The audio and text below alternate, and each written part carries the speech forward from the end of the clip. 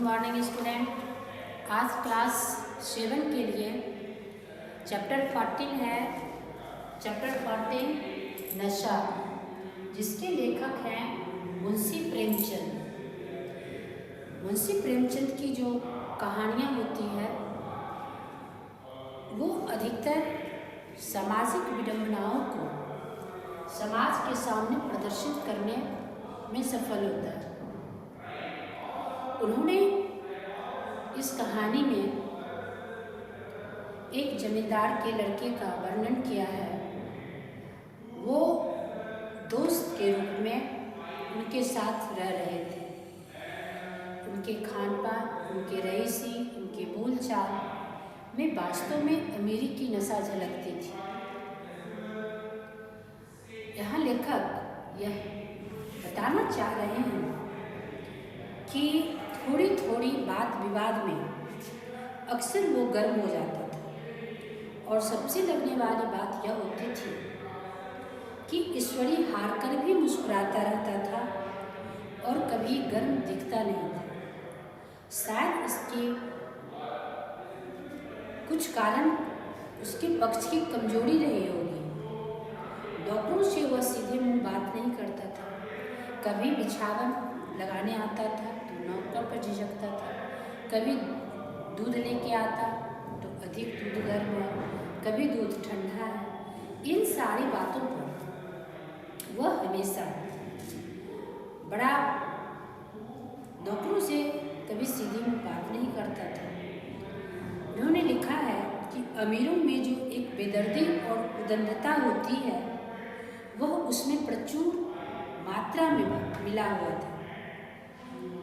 सुस्ती और बदतमीजी उसे जरा भी बर्दाश्त नहीं थी, पर दोस्तों से और विशेषकर मुझसे हमेशा वह व्यवहार जो था वह सौहार्दपूर्वक करता था। यह सोचने की बात है कि वह जो अपने ताम झाम हमेशा नौकरों पर दिखाता था, लेकिन मुझसे बड़ा वह प्रेम से बातें करता था। इस बातों को लेकर लेखक हमेशा अपने आप में सोचते थे कि आखिर उस समय उसकी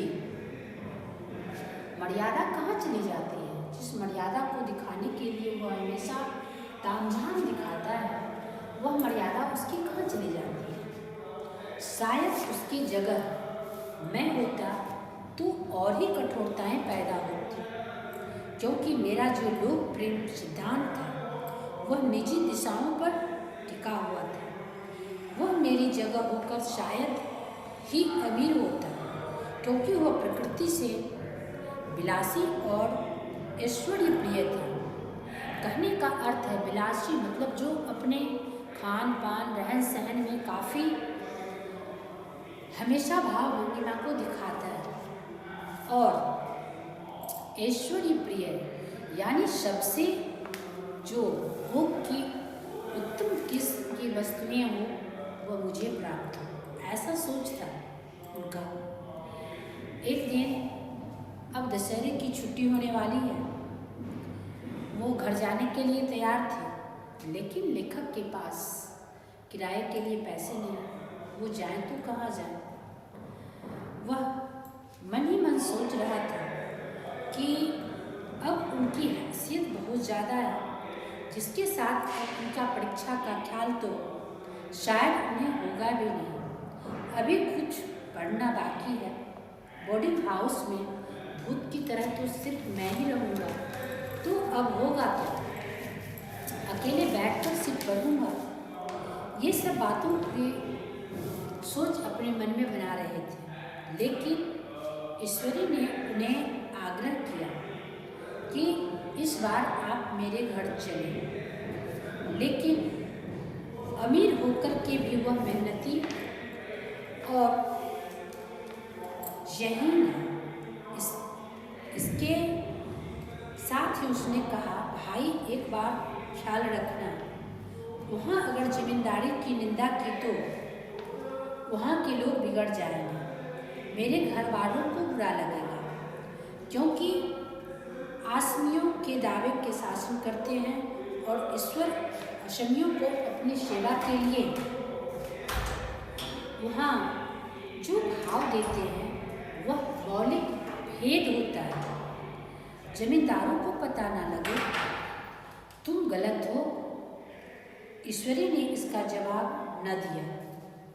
कदाचित उसने मामले को मेरे विवेक पर छोड़ दिया और अच्छा किया। अगर वह अपनी बात पर अड़ता तो शायद मैं भी जिद पकड़ लेता। आपस में दोनों मित्र इस तरह से बातें कर रहे थे। उन्हें लग रहा था कि मैं दोस्त को अगर घर ले जाता हूँ तो हमेशा यह जिम्मेदारों की शिकवा शिकायत करता है। अगर कहीं यह मेरे घर पे जाकर हमारे घर वालों के बीच जिम्मेदारों को कोसेगा तो हमारे घर परिवार को बुरा लगेगा और फिर मैं वहाँ इसकी सादगी को किस तरह से छिपा पाऊँगा। इन सब बातों को सोचते हुए ईश्वरी जो था वह मन ही मन विचार कर रहा था और लेखक को भी यह बात लग रही थी सोच में कि आखिर मैं इसके घर जाऊंगा तो अपने आप को उस वातावरण में कैसे तब्दील करूंगा, क्योंकि वहाँ के तो सारे लोग अपनी रईसी में रहते हैं। अब ईश्वरी ने सोचा कि मैं इसको जब ले जा रहा हूँ तो वास्तव में कुछ कहानी हास्यास्पद न हो, इसके लिए मैं अपनी तरफ से अपने आप को बदल लूँगा। जैसे ही ईश्वरी घर गया, उसके नौकर के काम करने का रंग ढंग देखकर दोनों परेशान हुए। अगर नौकर रोज 8 आने इनाम में दिया करो तो मैं ज़्यादा तमीज़दार हो जाऊँ। क्या तुम समझते हो केवल इनाम के लालच से इतना अदब करते हैं जो कदापि नहीं। तमीज़ और अदब तो इनके रक्त में मिल गया। अब जैसे ही वह प्रयाग से चली तो प्रतापगढ़ जाकर रुकी। आदमी ने हमारा कमरा खोला और तुरंत दूसरा दर्जा सेकेंड क्लास उस मुसाफिर डब्बे के अंदर बैठकर विचित्र उपेक्षा की दृष्टि से देख रहा था। उसे लग रहा था कि इतने रईस आदमी के साथ इतना कोई सादा सादी बेस में बैठकर इसके साथ कैसे सफ़र कर रहा है। मुझे कितनी लज्जा आई न कही जा सकता। भोर होते ही हम मुरादाबाद पहुँचे और स्टेशन पर कई आदमी हमारा स्वागत करने के लिए तैयार थे। 2 बेगार अपने सामान उठाया और पीछे पीछे चले। एक मुसलमान था, रियासत अली, दूसरा ब्राह्मण राम हरक। दोनों मेरी अपरिचित नेत्रों से देख रहा था, मानो कह रहा है कि कौवे के होकर हंस के साथ कैसे। रियासत अली ने ईश्वरी से पूछा, यह बाबू साहब आपके साथ पढ़ते हैं? ईश्वरी ने जवाब दिया, हाँ पढ़ते हैं और साथ रहते हैं। यूँ कहिए कि आपकी बदौलत ही मैं इलाहाबाद आ पाया, नहीं कब तक लखनऊ चला आया होता। मैं इन्हें घसीट कर लाया। इन्हें घर से कई तार आ चुके थे, लेकिन मैंने इनकारी जवाब दिलवा दिया। आखिर तार तो अर्जेंट होता है और उसके फीस भी तो 4 आने प्रति शब्द होते हैं। यहाँ पर उसके जवाब में इनकारी हो गया। यानी उसके साथ जो उनको लेने के लिए दोनों व्यक्ति आए थे, उसे देखकर, लेखक को देखकर उसे यह आभास हुआ कि आखिर यह तार करने लायक व्यक्ति भी नहीं है। इसके पास तार करने के पैसे कहाँ से होंगे। इसके रंग ढंग इतने सादे हैं कि यह कैसे भरपाई किया होगा तार का, क्योंकि एक शब्द के लिए तो 4 आने पैसे लगते हैं। यह सोचनीय बात थी, क्योंकि उनके वेशभूषा यह संकेत दिला रहा था कि यह व्यक्ति तार करने के लायक नहीं है।